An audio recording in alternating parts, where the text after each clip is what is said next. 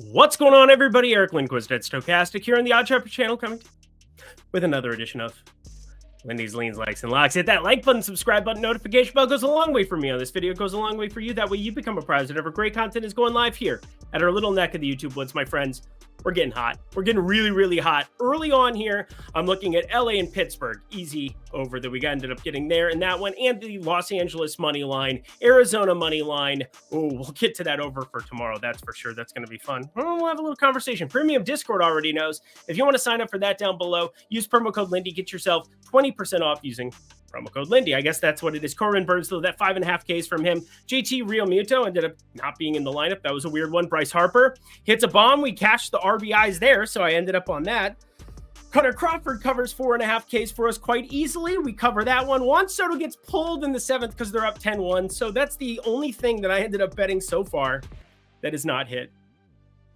Seems like it's going pretty well. Milwaukee, Kansas City, I think it was 4-3 last time that I looked there. It is 5-3 bottom 7th, so a pretty good chance we need one more run in that one to hit that over. Oh, it's just insane what we're looking at, friends. It is just an insane run. My Twins are up 4-2 right now. Minnesota got that one in play. The Mets are up on St. Louis right now, 6-3, so we're looking good at that. Might sweep the board. Again, had a lot more plays than normal on Tuesday, so obviously didn't have any locks for you there. Wanted you to just simply spread that card out, but again, these are good decision making. I'm running really good right now. But anyway, BetMGM, we'll talk about them. Let's keep this going. I'm just focused. I really have nothing else to add, except for we're going to have back-to-back locks to start off the day here on Wednesday. Whoo! Going to be awesome. Producer Jacob's on hand. He's excited too, right? You're going to tail me, right? Let's just keep the epic heater going. Let's get to the picks.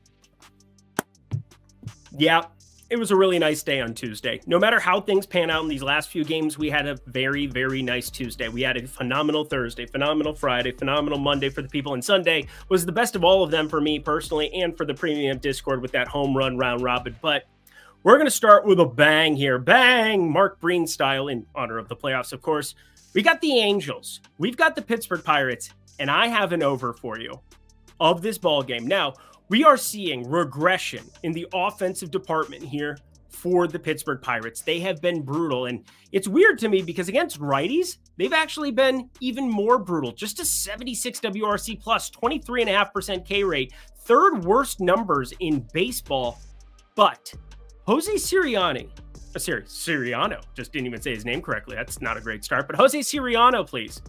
That's who we're going to get on the mound here. Now, he throws at 98, 99. It is kind of wild to see him struggle this much, but throws the sinker, throws the four-seamer, but a curveball is the primary pitch for him, and that has been pretty decent at times, but the knuckle curve is kind of what he needs to be throwing a majority of the time. It does get a pretty nice whiff percentage, does have pretty nice numbers there, but friends, he still is getting tuned up to a 4.93 expected ERA. 21% K rate. It's actually down despite the velocity, despite some of these other pitches. So I am definitely looking at him as attackable. And then the Angels, I know Mike Trout's not there. I know that it's a team that's in regression mode themselves, but Taylor Ward, Logan O'Hoppe, and then Joe Adell, Cole Tucker getting called up has been decent so far in these first couple of games. But I want to point out Brandon Drury is due for positive regression. I want to point out Joe Adell, again, 576 expected slugging, a decent enough spot there. And they get a lefty in Martin Perez here on the mound. And the Angels this season, a 99 WRC plus, that'll come down a little bit probably with Mike Trout. Well, definitely will without Mike Trout in that lineup, but they don't strike out a lot, 21.8%. Not that Martin Perez has strikeout stuff, 18% on the season, but it's kind of like square peg, square hole, especially when you factor in the weather. It is heating up, friends. You could do the NBA Jam thing. Yeah, heating up, but we are looking at 7.5 at DraftKings and 8.5 everywhere else. Now, in order to get this run, it's about 15 cents more juice that you're laying there. You're going to the minus 118 number here, minus 103. I'm seeing at 8 and 8.5s that existed. Well, the 8s are no longer there. They're almost all at 8.5, except for DraftKings. And I posted this in the Premium Discord immediately, and I think you need to jump on this. Normally, 8, when you're talking about something there, it's a key number where you get that push, or the 4-4 tie goes over. Again, it's math. It's kind of what we're looking at there, where it's a key number, 10, 8, those kind of things. But in this specific spot, friends, Soriano's not good. Perez is not good. and I get 7.5 in 84-degree weather at first pitch at 12 o'clock, or 12:30 it is tomorrow, 12:35 to be exact, Eastern time for them, 9:35 on the West Coast. We're going to wake up. Kegs and eggs, friends. Let's have some beers. Let's sweat some baseball, shall we? Actually, don't be professional. You all have work on Wednesday, right? There you go. Cool. We're going to take the over of 7.5 here at that -118 number. I'm okay laying it here at this kind of spot. I understand that these are two not perfectly functional offenses and not with all the pieces on the Angel side, that Mike Trout guy, but 7.5 with the quality of these pitchers is not the droids you're looking for. That's for sure. Martin Perez, again, we talked about Soriano and some of those issues. Perez is adding nothing to the mix. I think this is the most attackable spot on the board. Premium Discord already knows. What's better than one lock in the morning? How about two locks in the morning? Chris Bassitt, Aaron Nola. Now, we are watching Bryce Harper be on a different planet. The guy is like an alien here at the moment. But let's talk about Chris Bassitt and why Bryce Harper is probably going to continue this ridiculous 16-game stretch that he's been on. Apparently, everybody just needs to have babies. We have the Luka Doncic baby bump. I think Harper just had a kid recently, too, just throwing it out there. But Chris Bassitt here, 368 xWOBA, 460 expected slugging here. And these lefties with Schwarber, Marsh, Harper, and of course, GT Realmuto got a day off, so he's ready to rock here this time around, even though I had him on the parlay. Again, he gets voided. Bryce Harper plus 135 RBI. Probably should have just clicked the home run button, huh? That would have been great, except for these prices are getting so short on him. But 55.6% hard hit for Schwarber, 57.5% hard hit for Brandon Marsh. And yeah, Bryce Harper only 47.6%. only, but 495 expected slugging and walking at a 17% clip, not striking out nearly as much as those other two fellows. And you're even getting like production from other pieces, like Cody Clemens ended up going yard there on Tuesday as well, another lefty who might show up in that lineup. Overall, Philadelphia, the better lineup than Toronto, and I understand Vlad. Schneider's been pretty decent, Justin Turner as well. But you've had Bo Bichette, Alejandro Kirk, George Springer. There's been some disappointment so far in this early season, especially on that Toronto side where they have guys like Isaiah Kiner-Falefa who has to get put into duty, IKF does. And there is Aaron Nola, friends. Now, Aaron Nola, 22.7% K rate. That's down from 25.5% in 2023, 29.1% in 2022. But overall, 3.94 expected ERA, still getting by, sub-4 expected ERA. And then you get Chris Bassitt here on the other side where it's sitting at 5.58 expected ERA. Large discrepancy between the pitchers. The better bullpen, I think the Philly side, even though they terrify me here because we all know that Angel spot that I locked earlier in the season. Up 3-0, yay, Christopher Sanchez. And then he just buries us. It is what it is. But I got a -150. I know it's -155 right now. You need to bet it. Philadelphia money line is a phenomenal spot here at this kind of a number. Again, it's all about price and probability. This should say -175, -180, similar to that Dodger spot where I'm at -120 and it was closing -150, -155 on the run line. This is going to be something that I expect to close a little bit higher come tomorrow. And friends, if you want to get these locks even a little bit earlier, again, something I want to start doing is just posting the locks in right away for the people because I don't want the lines to be moving, especially for the good paying customers here at OddsShopper. I love you guys. Again, fired up the Philly money line for you, throwing those in there nice and early so you could see them. You could see that I'm on it. It is time to rock. But $14.95 weekly. And if you use promo code Lindy, you get it 20% off, friends. So it's $12 for a week to try it out. $12. You sign up at the link below. Expert picks, Discord, premium tools, all in one package. And 20% off for your first week or your first month. If you've used it before, obviously you'll come in at the regular price. But again, 20% off to try it out for the first time.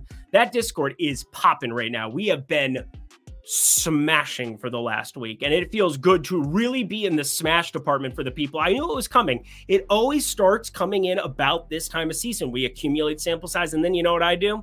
Is I get to lines early, and we get closing line value over any long sample size. That is how we're going to be profitable there. And OddsShopper with the tools, where you have the positive expected value tools, everything is at your disposal. You can get yourself that money, honey, all on your lonesome with those tools as well. Again, find the best lines at the best books in your state every single day in multiple sports. Awesome avenue, awesome tools.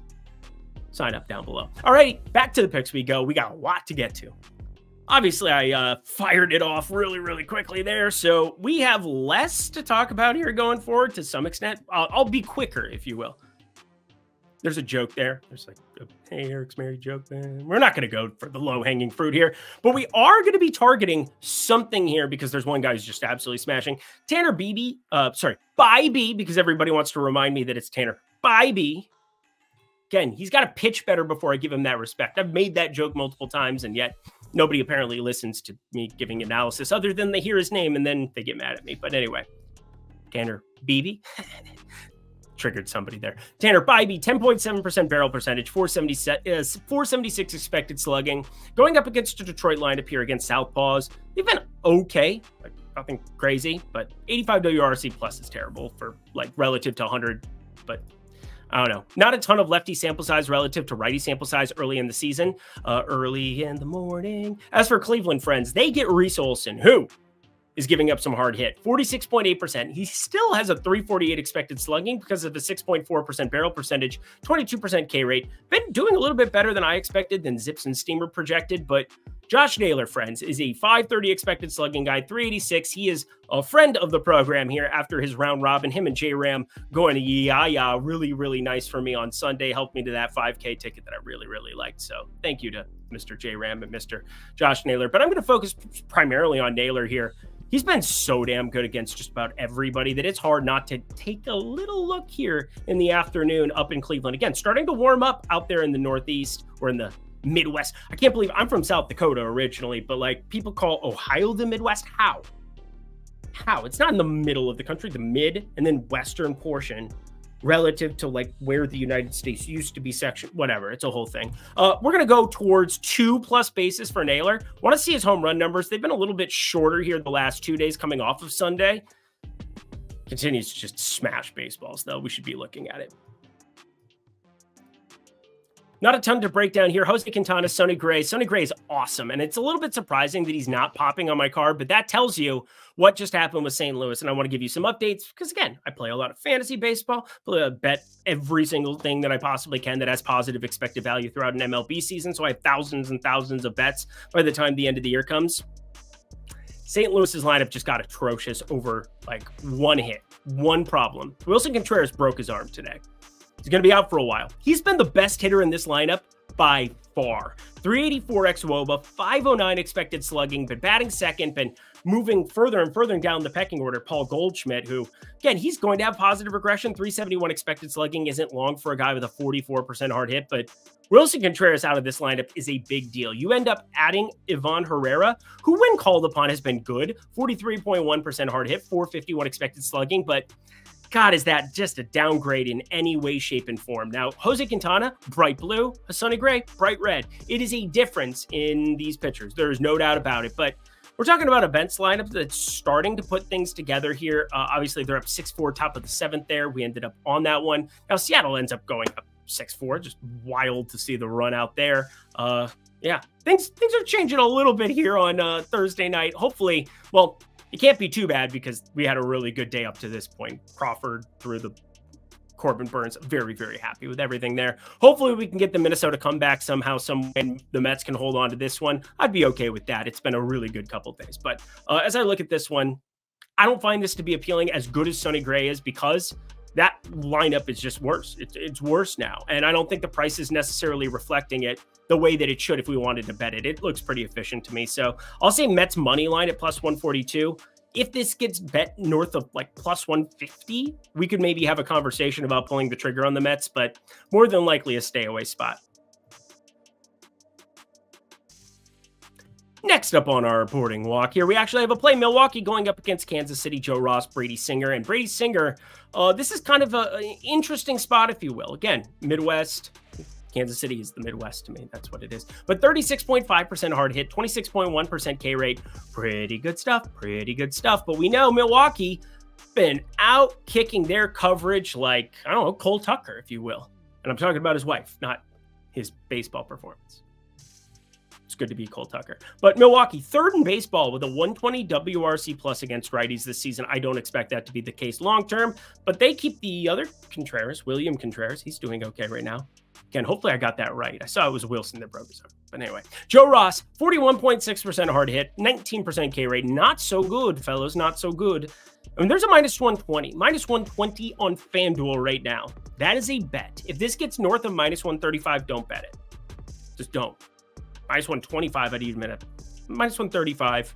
Yeah, don't bet it minus 135. Minus 130, like on the screen, yeah, you could probably take a peek at that. But minus 120 on FanDuel, that is where I fired this up. That is where you should be going for this one right now. I'm a little uncomfortable with this one, but I have to like it. It's 8.5 we've got for a total with Dylan Cease and Hayden Wesneski on the mound. Oh boy, it's uncomfortable because, well, we saw the wind blowing out there today and it didn't matter. It didn't really matter like whatsoever. Obviously, I didn't really want to deal with that as much because you had Eamon on the mound. You ended up having Vasquez who, you know, there was one spot where I was like, hey, they should definitely attack him. And they pulled him after 83 pitches and it was a whole thing, but don't have to worry about that here. I do think that even with the wind blowing slightly out to left here, this is a pretty high number considering, yes, Chicago got Cody Bellinger back on Tuesday. Yes, that definitely helps them to have another lefty added next to Michael Busch, Mike Tauchman, switch hitter Ian Happ. They definitely have a lineup there, and Christopher Morel is going yard against everybody. The guy has crazy, crazy pop.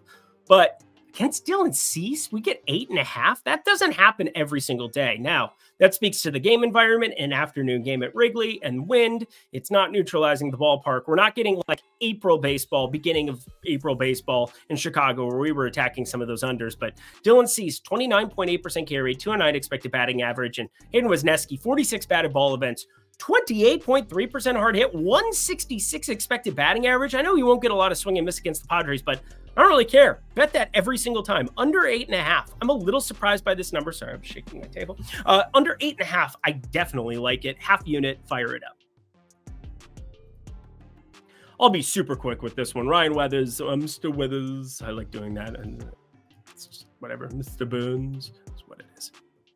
I like The Simpsons. Going up against Gavin Stone here. And Gavin Stone is not a pitcher that I'm going to be backing at minus 278 or minus 134. Again, we got the value we were looking for with the lock. Minus 120. Is Gavin Stone Yamamoto or, I don't know, anybody that we've seen here recently? I'm so surprised by this kind of a number. Now, it speaks to my incapability to bet on this Miami lineup that trades away Luis Arraez, that is obviously in sell mode already. It's freaking May 8th and we are in sell mode. You got to be careful with spots like this and teams like this. And, you know, obviously all the players are playing for, like, I think it's stupid to say, oh, they're not trying. Every player on the field is playing for their job every single day. They're all trying. Stupid. But Ryan Weathers is just bad. 354 xWOBA, 457 expected slugging and taking on the Dodgers.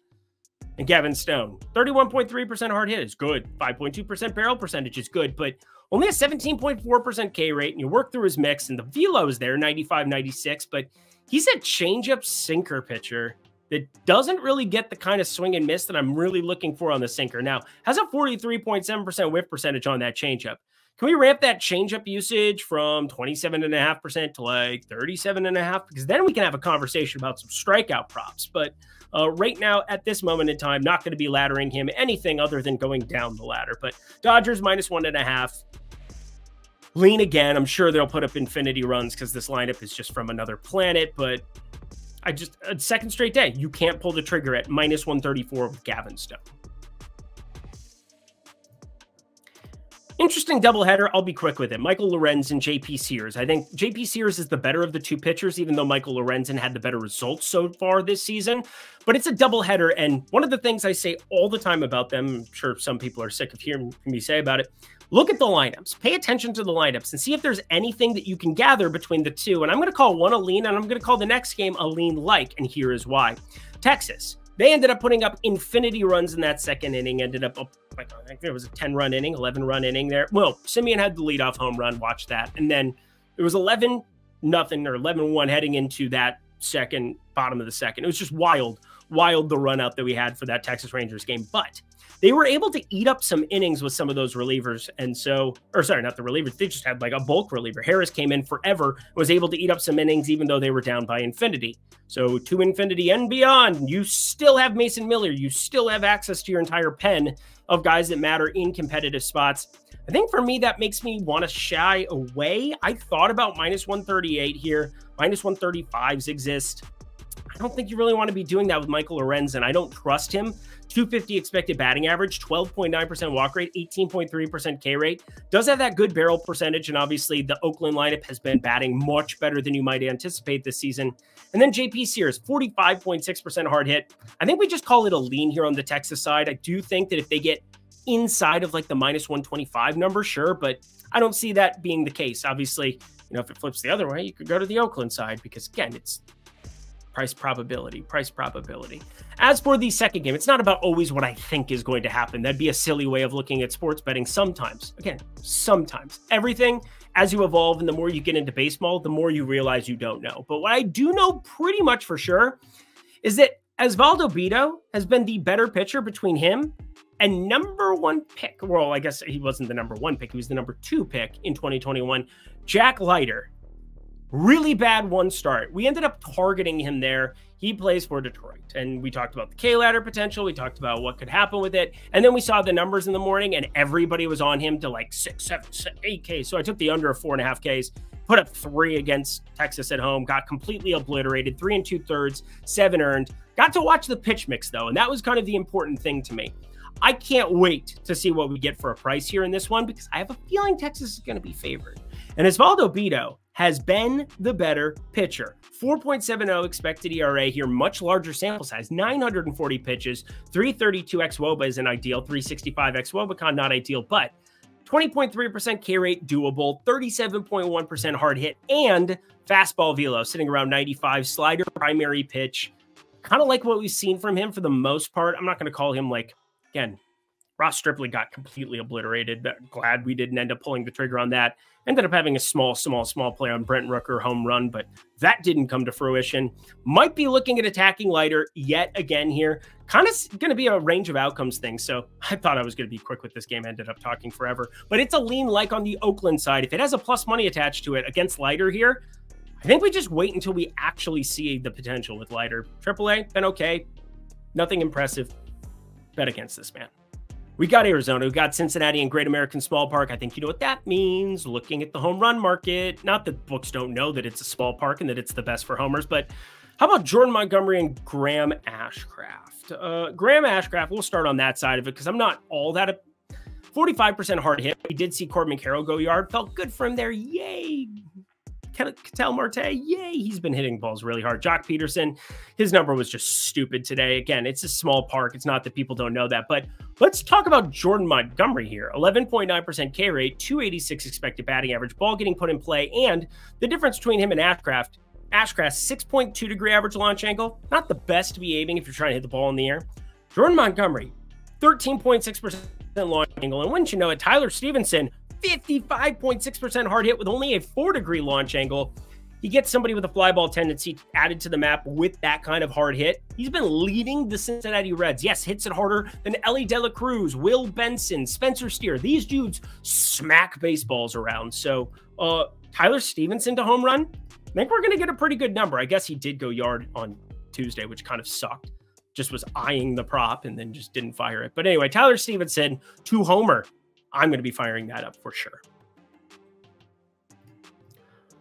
Baltimore, Washington, Kyle Bradish taking on this Parker fellow. And again, Parker fellow has been really good so far, but we'll start on the Bradish side. He hasn't been all that impressive to me. I think you got 289 xWOB is good. 199 expected batting average is good.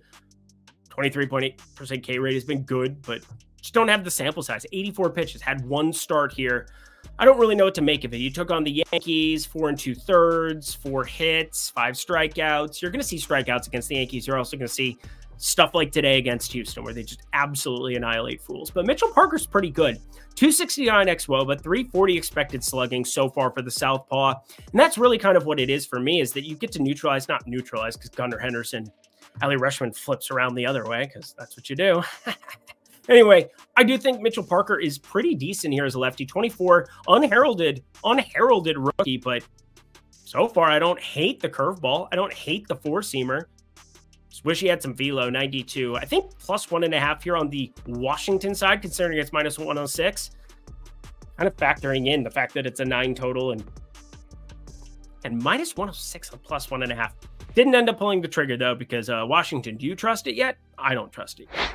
Trust this, though. BetMGM, one of the great places you can put your money here right now. If you sign up at the link below, yes, there is a link down in the video description box below, and you bet anything, friends, anything up to $1,500 on that first bet when you deposit and play over at BetMGM, you'll get it refunded to you in bonus bets if your first bet loses. Yes, you heard me. Deposit 50, play 50, get 50 back in bonus bets if the play doesn't hit, all the way up to $1,500, so no one could stop me. I'm all the way up. You sign up at the link, though, down below. That's great stuff. Only if you're 21 and over. If you have a gambling problem, please call 1-800-GAMBLER. Back to the picks we go. I like this one. White Sox going up against the Rays. Savale, he's been the much better pitcher. -230. We're getting -106 to go up against Chris Flexen in his candy paint, rolling dank, sip and drink on an 84 swing. We're going to do that just about every single time because he, friends, back then was not hot. And now he's still not hot, and nobody's all on him. 13.6% K rate, 467 expected slugging. Savali, 24.5% K rate. Everything across the board looks much, much better. And did you know the White Sox are not very good at baseball? It's like the guy from The Last Dance.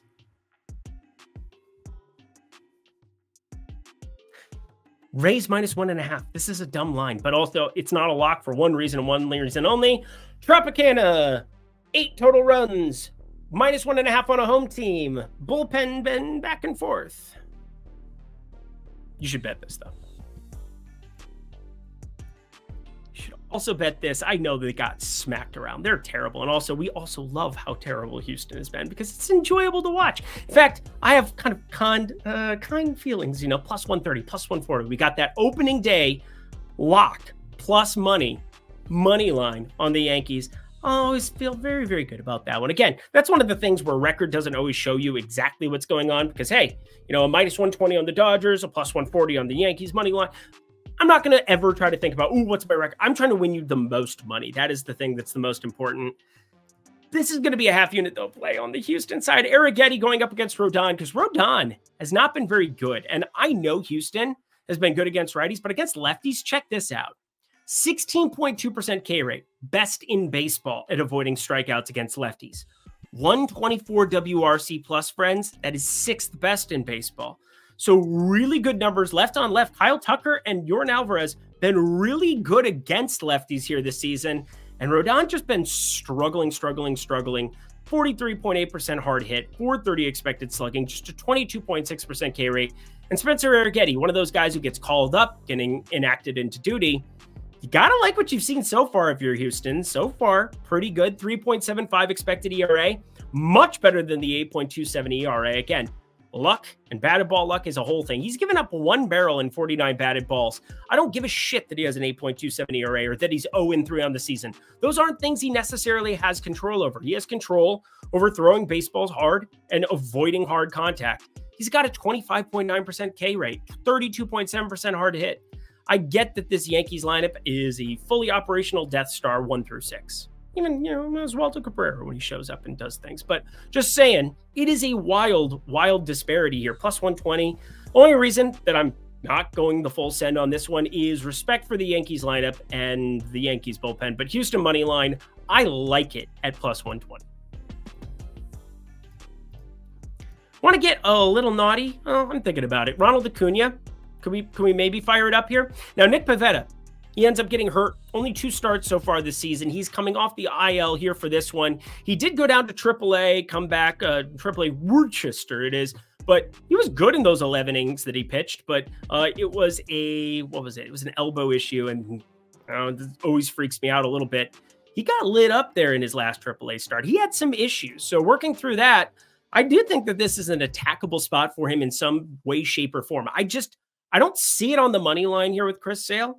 This is now -190 for what it's worth. There's no -175s anymore. So that changed in like an hour leading up to recording this. So -175 would have been a play for sure. But as I look at it now, 9, don't really love the total with Sale on the other side. The team total inflated and skewed towards the Braves. Don't really know what I want to do. So I got to go to the prop market. I think we're due for like a Ronald Acuna, stack it up. Put a steal with a home run, a steal with, you know, 2 bases. Do something ridiculous here because I think Ronald Acuna is ready to go absolutely ballistic sooner rather than later. 47.1% hard hit, only 8.8 degree average launch angle. So from a home run perspective, something I'm paying attention to. He's been striking out at a 26.8% clip on the season. It's a little bit worrisome considering he was 11.4% last year, completely locked in, back to like another year of just striking out more and more here. So I don't know what happened last year where he was avoiding all of those Ks. I mean, part of it was pitch clock and adjustments and things like that, but I think we got to be paying attention. He has 14 stolen bases here already on the season, 73 last year. I think the 2 home runs has to go up. So I'm looking to really, really go after something with Acuna. I think this might be the spot against Pivetta, who gives up crazy power to both sides when hittable. Again, he hasn't been hittable the last year out of the pen. Then they put him back into the starting role. Let's call it this. Ronald Acuna, home run plus steal as a lean. Again, looking at the package, I want to look at something ridiculous. Hit me up on X. I'm going to start building. I'm going to find something tomorrow that we can do specifically with Acuna because it sounds fun, doesn't it? I should probably end this video. We got to go. We got to go. Not done yet, though, because I'm going to bet against my team. George Kirby, Chris Paddock. I don't think Chris Paddock's good. I don't know what we just witnessed last time out, but, like, Chris Paddock isn't good. I will just say that. 279 expected batting average, 469 expected slugging, 4.61 expected ERA, next to a 4.78 ERA. I don't give a flying you-know-what that he got done striking out 6 Red Sox, that he had 6 innings pitched, only 2 hits given up in that spot. Had a great outing against the Angels as well, even though it resulted in the 4 earned runs still. Just saying, I don't think he's very good. I think George Kirby is starting to turn around a little bit for me. Like, I haven't been a huge George Kirby stan, but a 2.87 expected ERA with a 2.6% walk rate is just, it's not even negotiable. It's really, really freaking good. And the fastball is really, really pinpoint. He just is one of the best location pitchers we've had in baseball in quite some time. He's special with that superpower. Give me the Seattle money line here when we're minus 120 up against my team. Are you kidding me? I got to do it. Sorry, Mom and Dad.